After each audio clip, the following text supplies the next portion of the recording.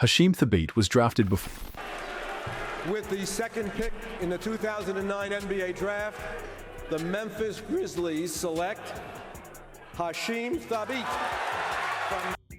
Or Stephen Curry, James Harden, and DeMar DeRozan. Yep, that happened. In 2009, Memphis took a 7'3" shot-blocking machine From Dar es Salaam, Tanzania, and the University of Connecticut. from UConn with the second overall pick, thinking they'd found their defensive savior. And to be fair, Thabeet had the stats to back the hype. Oh my!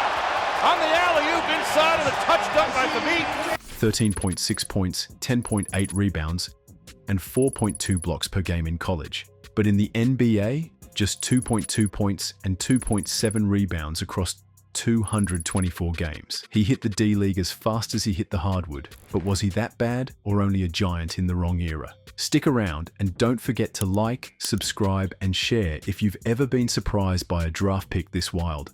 In 2009, the Memphis Grizzlies shocked everyone by selecting Hasheem Thabeet second overall, bypassing future legends like Stephen Curry, James Harden, and DeMar DeRozan. The Tanzanian big man's 7'3" frame In the paint, his offensive game is becoming more polished now, and that makes it really scary for his opponents. and dominant college defense made him seem like a can't-miss pick, but he quickly became a symbol of missed opportunity. Despite standout college stats, 13.6 points, 10.8 rebounds, 4.2 blocks, he struggled from day one in the NBA. With just 2.2 points and 2.7 rebounds per game across 224 NBA appearances, his production was dwarfed by the superstars taken after him. His selection is now widely seen as one of the biggest draft blunders, more about unmet expectations than lack of ability. Dominance at UConn, why the hype was real. At the University of Connecticut, the Tanzanian big man was a defensive force. Starting basketball only at 15, he developed rapidly, winning Big East Defensive Player of the Year twice and leading UConn to the Final Four. By his junior season, he averaged 13.6 points, 10.8 rebounds, and an incredible 4.2 blocks. His game-changing rim protection and 7'6" wingspan earned comparisons to elite defenders like Dikembe Mutombo. Scouts overlooked his raw offensive skills, dazzled instead by his shot-blocking dominance. In college, he wasn't only good, he was terrifying to play against. It's easy to see why he climbed draft boards, making his NBA struggles all the more perplexing. Thabeet's rookie season in Memphis exposed major gaps in readiness and adaptation.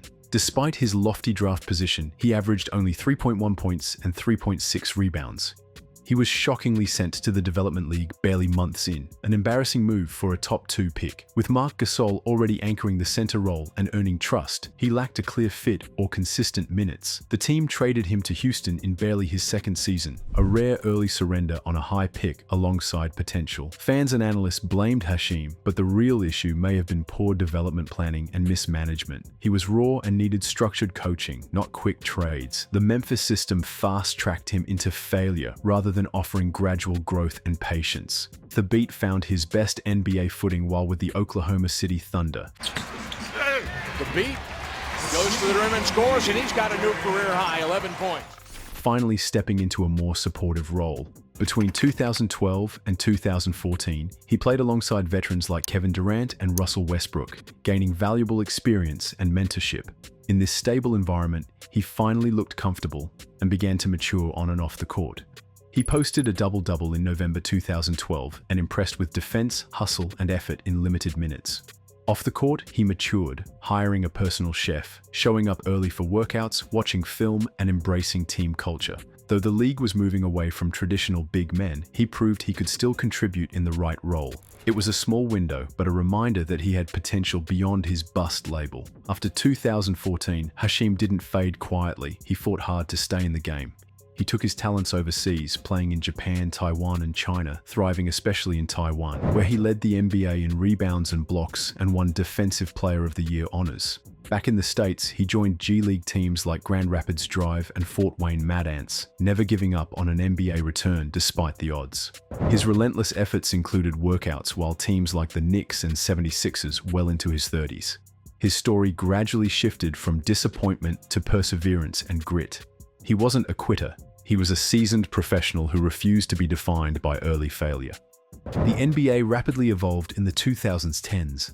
Centers were expected to shoot threes, switch onto guards, and move quickly in transition.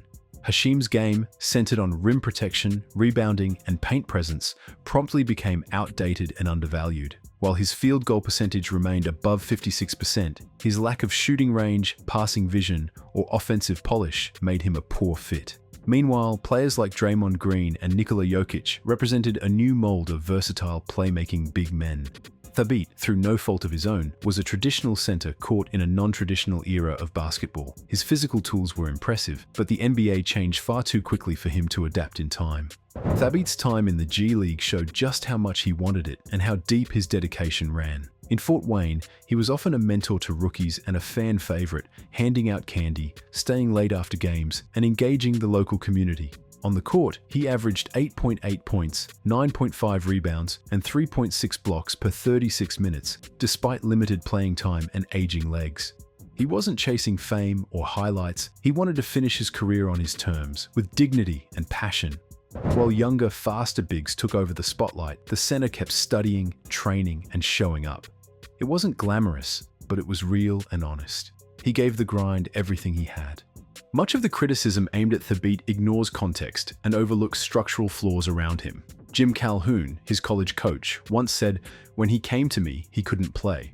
He left an All-American." That transformation shows his capacity to grow and respond to coaching when given time. The issue in the NBA wasn't laziness. It was mismatch, timing, and poor fit. He needed years, not months. Instead, he got shuffled through 5 teams in 5 years without real stability. Analysts like Chris Vernon believe the blame lies alongside Memphis, not the center. The franchise wanted instant results. Thabeet needed patience and mentorship. His career might have looked different in a system built to nurture, not rush. He wasn't broken, only miscast in a role that never fit. Despite the bust label, Thabeet's legacy isn't defined by stats or criticism. He was the first Tanzanian-born NBA player, a beacon of inspiration across East Africa. He earned over $16 million, played professionally across continents, and made a life in basketball. While he didn't become a star, he carved out a resilient, decade-long career with global impact. His journey from Dar es Salaam to the NBA and beyond is a testament to persistence and pride.